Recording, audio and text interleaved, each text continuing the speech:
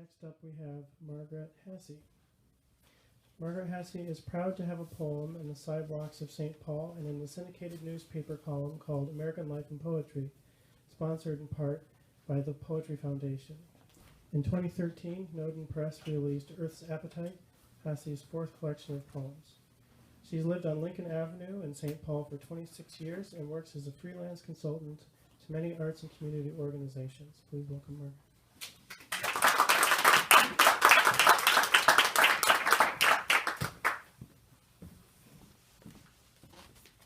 Thank you, David, and thanks to my colleagues who've been reading thus far. That was awfully nice to hear each of you. And Marnie, I'm sorry I jumped on that. My nickname is Margie, and I think I heard Marnie.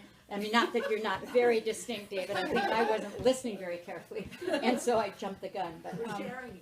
Yeah, we're sharing a nickname. It's part of a nickname, Mar. At any rate, I'm so happy to be here in the 1 year they called it the campfire of the almanac, you know, coming out together and getting warmed up by literature. Because of where we are, well, I picked 4 poems to read to you. 3 of them have to do with St. Paul, and then the 4th is a surprise. But the first one I picked, because we're here at Common Good Books, I was fortunate enough this last year to have a couple of my poems from Earth's Appetite read by Garrison Keeler, the proprietor of this store, on his syndicated radio show, Writer's Almanac. So I thought I'd start with one of the poems that he read on the Writer's Almanac, another almanac, 2 almanacs. So actually, so every poem I'm going to read, all 4 of them have something to do with an almanac, either the St. Paul or the Writer's Almanac, as it turns out. So this poem is called What the Window Washers Did. What the Window Washers Did. They arrived in a truck at 8 a.m., introduced themselves as Dave and Mike, said no, they brought their own supplies and equipment, said yes, pay in advance. Then they circled the house, removing storms, tugging at last year's ivy that cast its spell of thatch across the east windows. I opened the door to Mike, watched as he positioned water bucket and rags.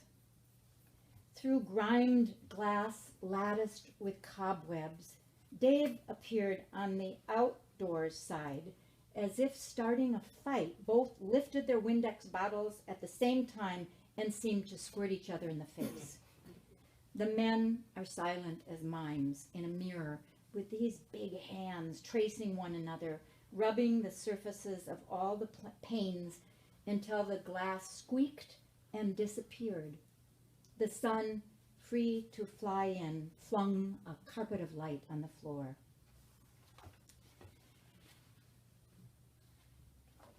The next poem I'm going to read is also from, that one was not published in the writers in the St. Paul Almanac, but this poem was a couple of years ago, and it's called Bicycles of a Kind, and it's placed in a public library that's not far from my home, which isn't far from here either. So I'm particularly happy to be here tonight with all of you because I got to walk over here.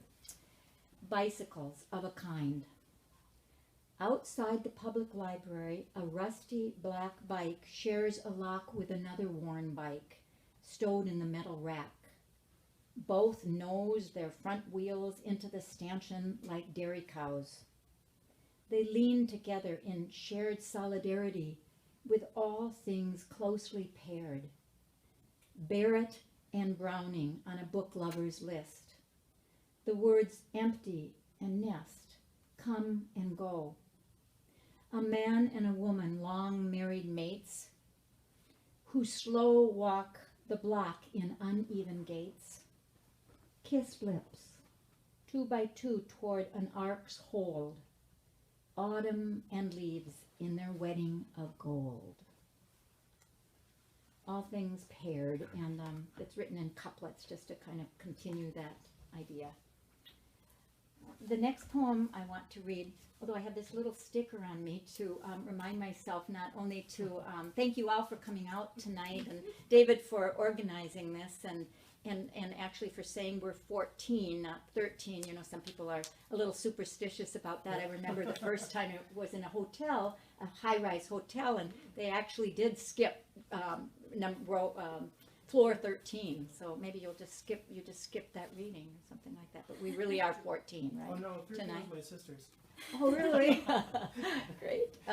Well, I also wanted to say that we have a couple of luminaries from, maybe I'm stepping on your lines, but luminaries from the St. Paul Almanac here tonight. We have one of the senior editors, Pamela Fletcher, who's here tonight, and wonderful. Thanks for all the work that you do on this wonderful publication, and everybody says it just keeps getting more beautiful and more and more beautiful. And Clarence White, a staff member, also, what is your title actually? Communications manager? No. Depends on the day. On today? Okay, today? Arts calendar editor. Okay, But I- great. Clarence, thank you for the work you do. So, anybody else that I don't know who is working with the almanac? Or, no? So I don't want to skip anybody. And David, again, thank you for your organizing of this. So in this current, the almanac that's going to begin at the beginning of next year, 2015, I have a poem called By the Week, also placed in St. Paul. Not much he asked for, simply a room with 2 windows for a cross breeze, a bed to fall down on, and neighbors who don't inquire.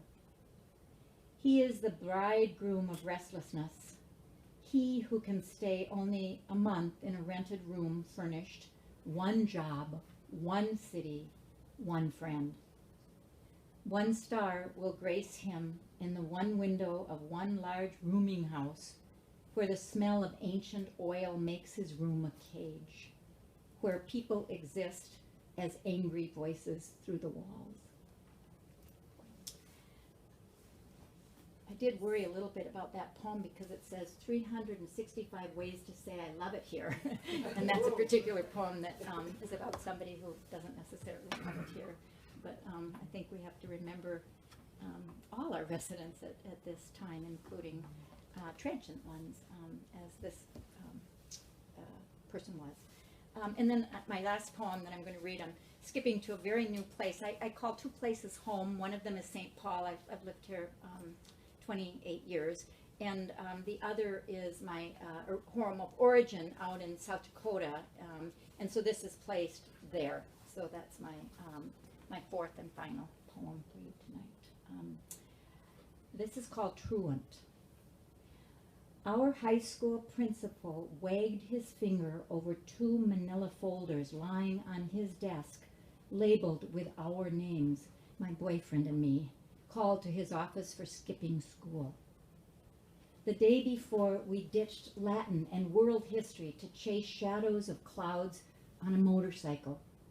We roared down rolling asphalt roads through the Missouri River bottoms, beyond town, our heads emptied of review tests and future plans. We stopped on a dirt lane to hear a meadowlark's liquid song, smell heartbreak blossom of wild plum. Beyond leaning fence posts and barbed wire, a tractor drew straight lines across the field, unfurling its cape of blackbirds.